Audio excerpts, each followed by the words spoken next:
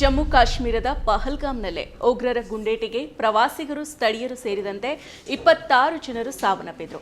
ಈ ಘಟನೆ ಏಪ್ರಿಲ್ 27ರಂದು ನಡೆದಿದೆ. ಉಗ್ರರ ದಾಳಿಯನ್ನ ಇಡೀ ದೇಶವೇ ಖಂಡಿಸ್ತಾ ಇದೆ.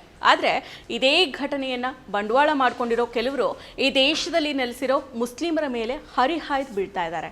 ಎಲ್ಲಿಯೋ ಇರೋ ಭಯೋತ್ಪಾದಕರು ನಡೆಸಿದ ದಾಳಿಗೆ ಇಲ್ಲಿ ನೆಲೆಸಿರೋ ಮುಸ್ಲಿಮರು ಕಾರಣ ಅನ್ನೋ ಹೇಳಿಕೆಗಳನ್ನು ನೀಡ್ತಾ ಇದ್ದಾರೆ. ಜನರಲ್ಲಿ ಕೋಮು ದ್ವೇಷ ಬಿತ್ತೋದು, ಮುಸ್ಲಿಂ ಅಂದರೆ ಭಯೋತ್ಪಾದಕರು ಅನ್ನೋ ರೀತಿಯಲ್ಲಿ ಬಿಂಬಿಸೋದಕ್ಕೆ ಪ್ರಯತ್ನಿಸ್ತಾ ಇದ್ದಾರೆ. ಆಧಾರನೇ ಇಲ್ಲದೆ ಒಂದು ಸಮುದಾಯವನ್ನ ನೇರವಾಗಿ ಆರೋಪ ಮಾಡೋ ಇಂತಹವರ ವಿರುದ್ಧ ಕ್ರಮವನ್ನು ಕೈಗೊಳ್ಳಲೇಬೇಕಾಗಿದೆ. ವಿನಾಕಾರಣ ಒಂದು ಸಮುದಾಯವನ್ನ ಇಂತಹ ವಿಚಾರದಲ್ಲಿ ಎಳೆದು ತರೋ ಕೆಲಸ ಮಾಡ್ತಾ ಇರೋರ ವಿರುದ್ಧ ಸರ್ಕಾರ ಸೂಕ್ತ ಕ್ರಮವನ್ನ ಕೈಗೊಳ್ಳಲೇಬೇಕಿದೆ.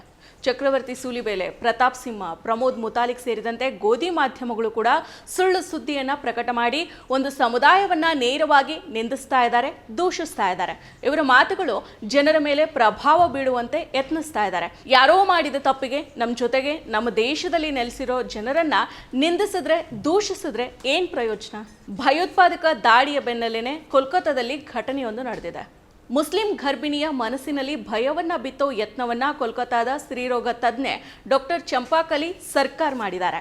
ನಿಮ್ಮ ಧರ್ಮದ ಜನರು ನಮ್ಮ ಧರ್ಮದ ಜನರನ್ನ ಕೊಲ್ತಾ ಇದ್ದಾರೆ, ನೀವು ಕೊಲೆಗಾರರು, ಹಿಂದೂಗಳು ನಿಮ್ಮ ಗಂಡನನ್ನ ಕೊಲ್ತಾರೆ ಅಂತ ವೈದ್ಯೆ ಮುಸ್ಲಿಂ ಗರ್ಭಿಣಿಯನ್ನ ಉದ್ದೇಶಿಸಿ ಕೋಮು ದ್ವೇಷದ ಮಾತನಾಡಿ ಬೆದರಿಕೆಯನ್ನ ಹಾಕಿದ್ದಾರೆ. ಇತ್ತೀಚೆಗೆ ಮುಸ್ಲಿಂ ಗರ್ಭಿಣಿಯೊಬ್ಬರು ಆರೋಗ್ಯ ತಪಾಸಣೆಗಾಗಿ ಆಸ್ಪತ್ರೆಗೆ ತೆರಳಿದಾಗ ಆಕೆಯನ್ನು ಪರೀಕ್ಷೆ ಮಾಡೋದಕ್ಕೆ ಡಾಕ್ಟರ್ ಚಂಪಾಕಲಿ ಸರ್ಕಾರ್ ಅವರು ನಿರಾಕರಣೆ ಮಾಡಿದ್ದಾರೆ. ನಿಮ್ಮ ಗಂಡನನ್ನ ಹಿಂದೂಗಳು ಕೊಲ್ಲಬೇಕು, ಅದರಿಂದ ಹಿಂದೂಗಳು ಅನುಭವಿಸಿದ ನೋವನ್ನು ನೀವು ಕೂಡ ಅನುಭವಿಸಬಹುದು.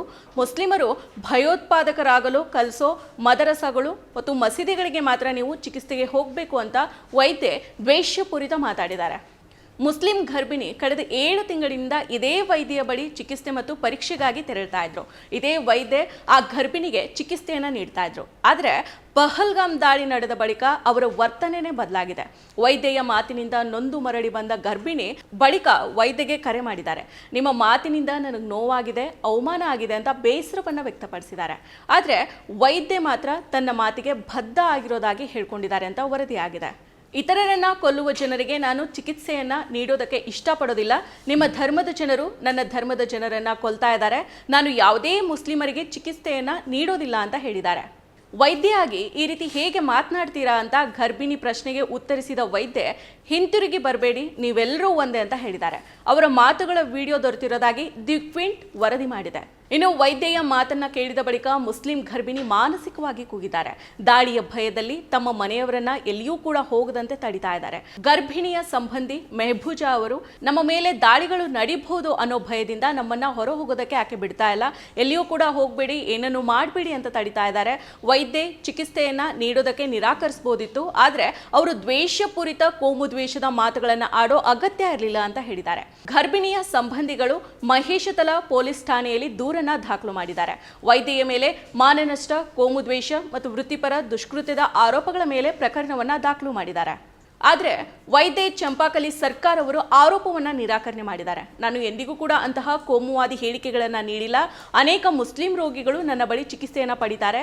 ನಾನು ಮುಸ್ಲಿಂ ರೋಗಿಗಳನ್ನ ಪರೀಕ್ಷೆ ಮಾಡೋದಿಲ್ಲ ಅಂತ ಹೇಳಿಲ್ಲ. ಅವರು ನನ್ನನ್ನು ಬೆದರಿಸ್ತಾ ಇದ್ದಾರೆ. ನನ್ನ ಕಡೆಯಿಂದ ನಾನು ಅವರಿಗೆ ಕ್ಷಮೆಯಾಚನೆಯನ್ನ ಕಳಿಸಿದ್ದೇನೆ ಅಂತ ಹೇಳಿದ್ದಾರೆ. ನೋಡಿದ್ರಲ್ಲ, ಯಾರೋ ಮಾಡಿದ ತಪ್ಪಿಗೆ ಅಮಾಯಕರನ್ನ ದೂಷಿಸೋ ಕೆಲಸಗಳು ದೇಶದಲ್ಲಿ ನಡೀತಾ ಇದೆ. ಮುಸ್ಲಿಮರನ್ನ ಕ್ರಿಮಿನಲ್ಗಳು ಅನ್ನುವಂತೆ ಪೋಟ್ರೆ ಮಾಡ್ತಾ ಇದ್ದಾರೆ.